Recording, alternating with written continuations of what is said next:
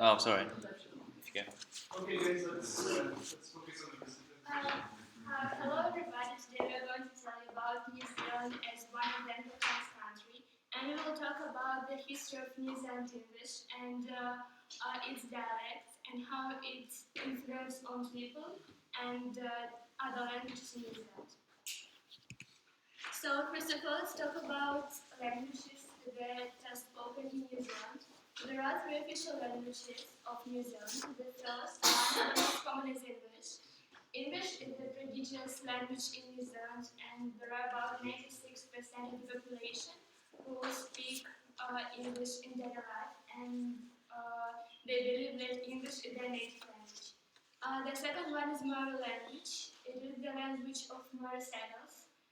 They were the first people who landed in New Zealand, and there are about 160,000 people who speak Maori language. It is about 4% of the population.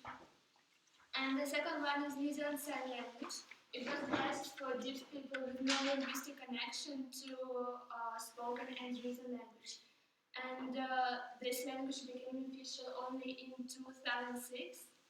And there are about 28,000 people who use this language. So, how's English come to New Zealand?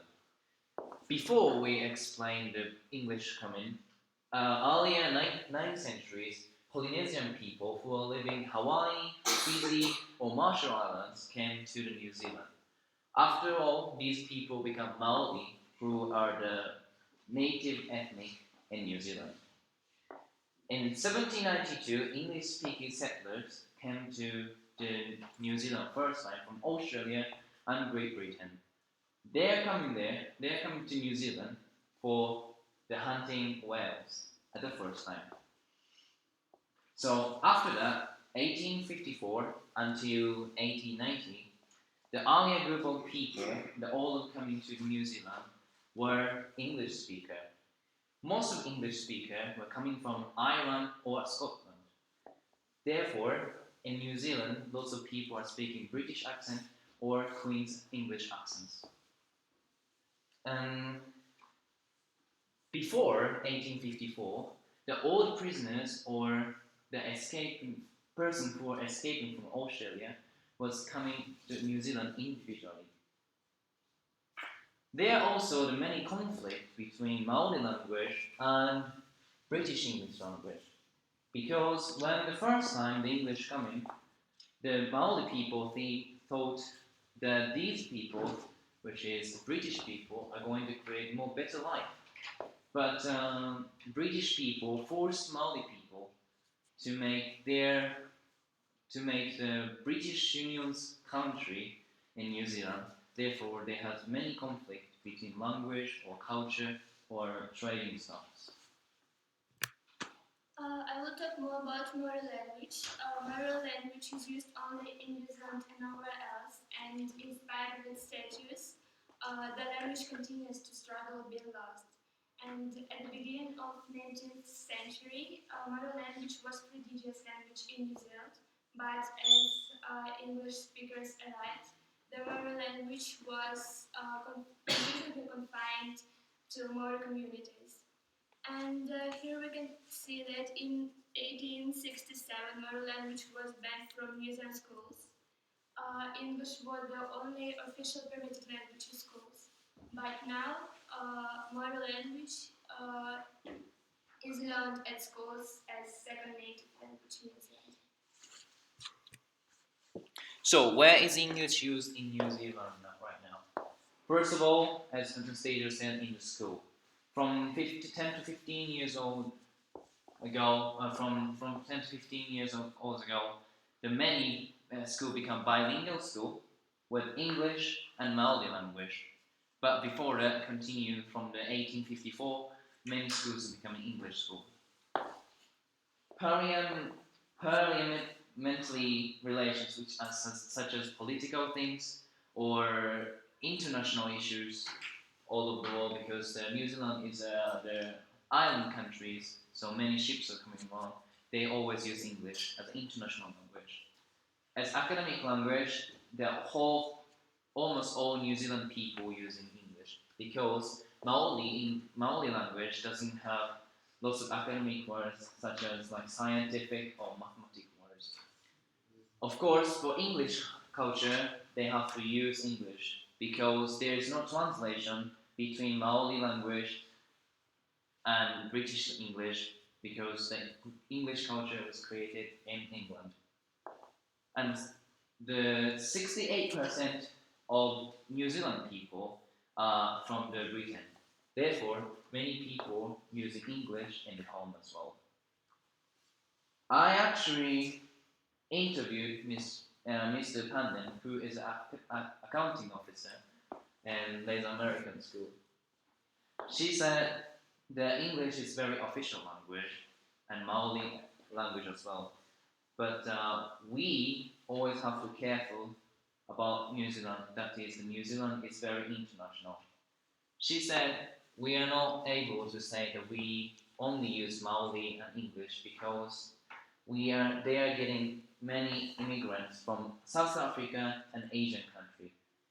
So, for example, good example in Auckland is there's one of the big supermarket, which use only Chinese because in that area, well, lots of Chinese people live in, so they don't have to use English as official language.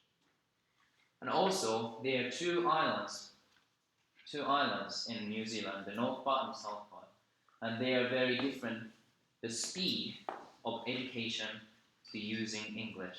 The northern part is much more slower because Maori people are living. So in northern part, they are more bilingual school, so there are less English used than the South Island.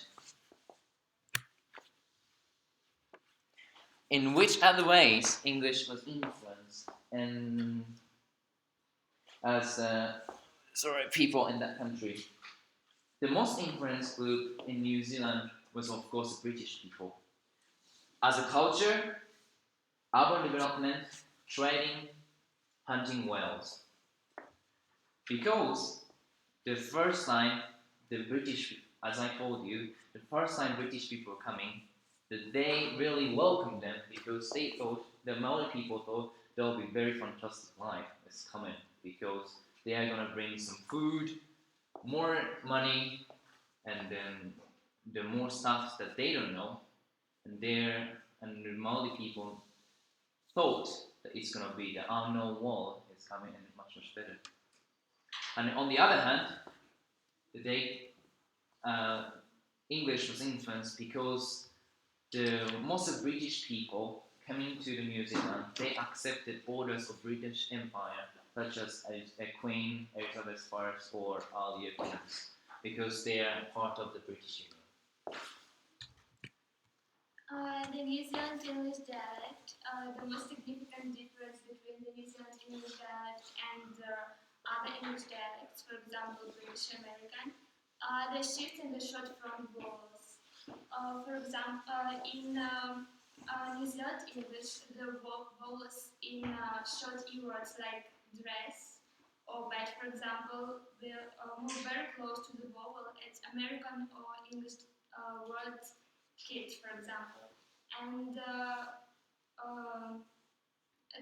in very strong New Zealand accent, the word red will sound very close to the American word read. And here's some more example of New Zealand pronunciation of words.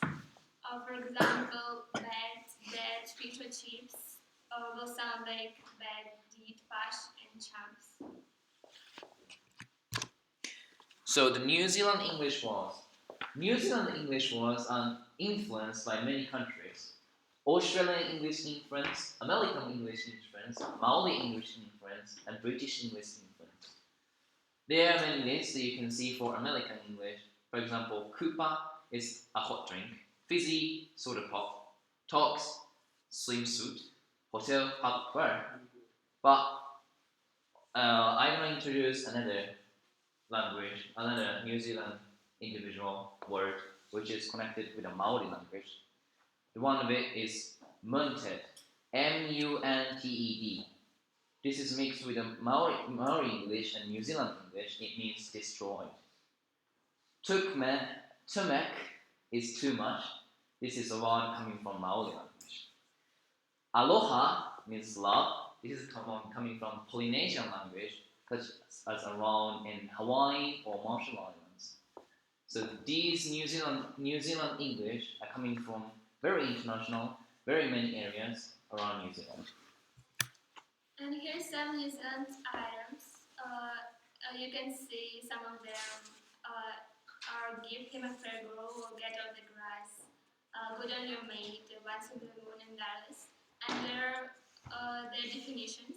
And here you can see it is an example of text which is written in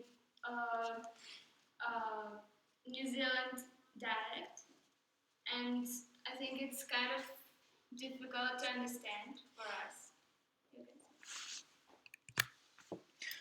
And here is a short immense video.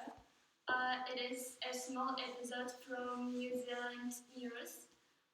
They will talk about Kiwi accent. And first of all, I want to explain you what Kiwi accent means. Kiwi is actually a flightless bird in New Zealand, and it is a symbol of New Zealand. And that's why New Zealanders sometimes call themselves Kiwis, and English they speak Kiwi language.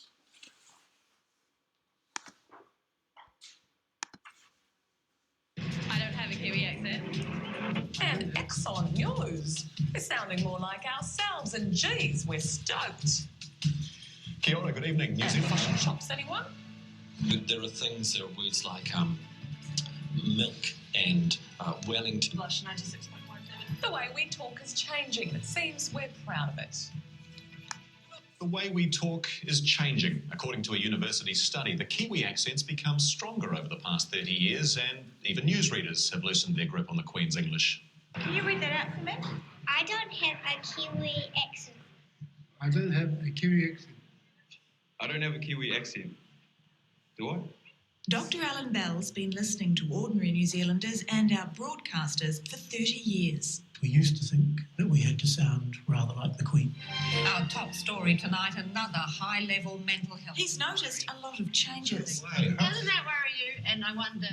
Owls and I's and A's are much more Kiwi and happily Kiwi now than they were 30 years ago.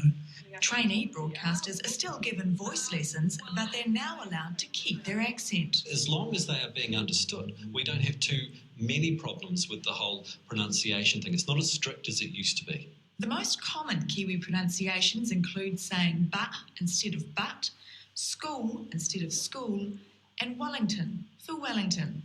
David England's a voice coach. I don't have a Kiwi accent. He admits he sometimes cringes. When I hear health and wealth and welfare instead of health and wealth and welfare. But he's come around to the idea that we should have our own sound.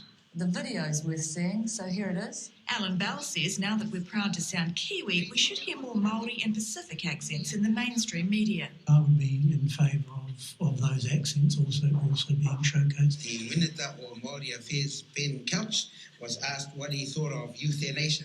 It looks like we're happy to leave the Queen's English to the Queen. Like it or not, our accent is ours. Life's a glass, one yois. Very good. Neil with sport now, and Team New Zealand a little bit closer to me. And according to this video, we can notice that New Zealand English accent becomes stronger over the years.